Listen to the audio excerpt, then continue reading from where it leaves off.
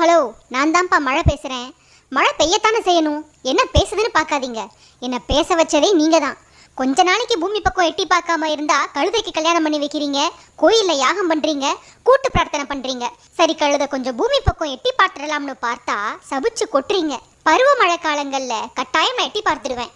அது இல்லாமல் நான் பூமிக்கு வர்றதுக்கு பல காரணங்கள் இருக்குது. வெப்பச்சலனம், காற்றழுத்த தாழ்வு மண்டலம், வளி மேலடுக்கு சுழற்சி, புயல்னு பல காரணங்களை சொல்லிகிட்டே போகலாம். இந்த காரணங்கள் எல்லாம் இன்னைக்கு நேற்று வந்ததில்லை, காலங்காலமாக இருக்கிறது தான். ஆனால் முன்னாடியெல்லாம் நான் பூமியில் விழுந்த உடனே எங்கேயும் தேங்காமல் கடலுக்கு ஓடிடுவேன். இப்போ நீங்கள் பண்ணி வச்சிருக்க வேலையால் தான் அங்கங்கே தேங்கி நின்றுட்டு உங்ககிட்ட பேச்சும் வாங்கிக்கிட்டு இருக்கேன். கொஞ்சம் புரிகிற மாதிரி விளக்கமாகவே சொல்கிறேன். நம்ம முன்னோர் ஏரி, கண்மாய், தாங்கல், ஏந்தல், குளம், குட்டை, ஊரணின்னு வெட்டி வச்சிருந்தாங்க. ஒவ்வொரு நீர்நிலையும் நிரம்பி அடுத்த நீர்நிலைக்கு தண்ணீர் போகிற மாதிரி வாய்க்கால், கால்வாயின்னு வெட்டி வச்சிருந்தாங்க. இதெல்லாம் ஒன்றா சேர்ந்து ஆறா மாறி கடலில் கலக்கிறதுக்கு முறையாக வழி செஞ்சு வச்சுருந்தாங்க. நான் பூமியில் விழுந்து தண்ணீராக ஓடுற பாதையும் நீங்கள் அடைச்சிட்டீங்க. நீர்நிலைகளையும் மண்ணால் மேவி மேடாக்கி குடியிருப்புகளை கட்டி வச்சிட்டீங்க. அதுக்கு சில உதாரணங்களை சொல்கிறேன். நாராயண ஏரி கால்வாய் குடியிருப்புகளால் ஆக்கிரமிப்பு செய்யப்பட்டிருக்கு. பெரம்பூர், பெரவள்ளூர், மேடவாக்கம், சேத்துப்பட்டு, நுங்கம்பாக்கம், மயிலாப்பூர், மாம்பழம் பகுதிகளில் இருந்த நீர்நிலைகள் எல்லாம் இப்போது காணாமல் போயிடுச்சு. 1923ஆம் வருஷம்தான் நீர்நிலைகளை ஆக்கிரமித்து வீடு கட்ட ஆரம்பிச்சிங்க.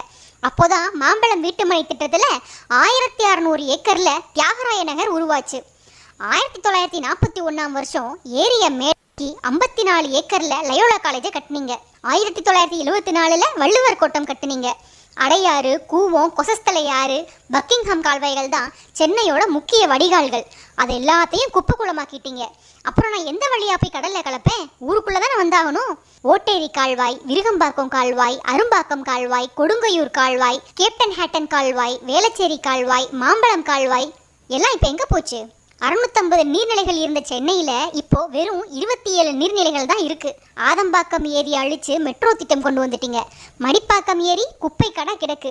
அரிய வகை பறவைகள் இருந்த புழுதிவாக்கம் ஏரியோ இப்போ ஹவுசிங் போர்டாக மாறிடுச்சு. சென்னை, திருவள்ளூர், காஞ்சிபுரம் பகுதிகளில் மொத்தமாக 3600 நீர்நிலைகள் இருந்திருக்கு. இப்போ எண்ணி பார்த்தா 50 கூட தேராது. ரெட்டேரியில் இருந்த 15 நீர்த்தேக்கங்களை காணோம். 120 ஏக்கரில் இருந்த மதுரவாயல் ஏரியோ இப்போ வெறும் 25 ஏக்கரா சுருங்கிடுச்சு. சென்னையில் எந்த இடங்களுக்கெல்லாம் பாக்கம், வாக்கம்னு பேர் இருக்கோ அதெல்லாம் ஏரி தான். கோடம்பாக்கம் ஏரியாவே ஒரு ஏரி தான். பிக் பாஸ்ல இருந்து ஒரு நபரை வெளியேற்றிட்டா கேள்வி கேட்குறீங்க. ஆனால் அதே நீங்கள் ஏரிகள் ஆக்கிரமிக்கப்பட்டதற்காக போராடி இருந்தா இன்னைக்கு சென்னை வெள்ளக்காடாக மாறி இருக்காது. மாம்பழத்தில் லேக் வியூ ஸ்ட்ரீட்னு ஒன்று இருக்குது. ஆனால் அங்கே லேக் இல்லை.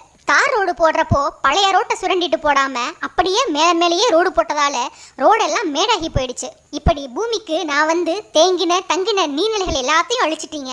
நான் ஓடிக்கிட்டு இருந்த வாய்க்கால், கால்வாய் எல்லாத்தையும் காலி பண்ணிட்டீங்க. அப்புறம் நான் எங்கே போவேன்? உங்கள் வீடுகளுக்குள்ளே தான் புகுவேன், ரோட்டில் தான் தேங்கி நிற்பேன். அதனால் என்னை சபிக்கிறதையும் திட்டுறதையும் விட்டுட்டு ஆக வேண்டிய காரியங்களை ஒழுங்காக செஞ்சு நான் கடலுக்கு போகிறதுக்கு பாதையை ஏற்பாடு பண்ணி கொடுத்தா அடுத்த வருஷமாவது நீங்கள் நிம்மதியாக இருக்கலாம்.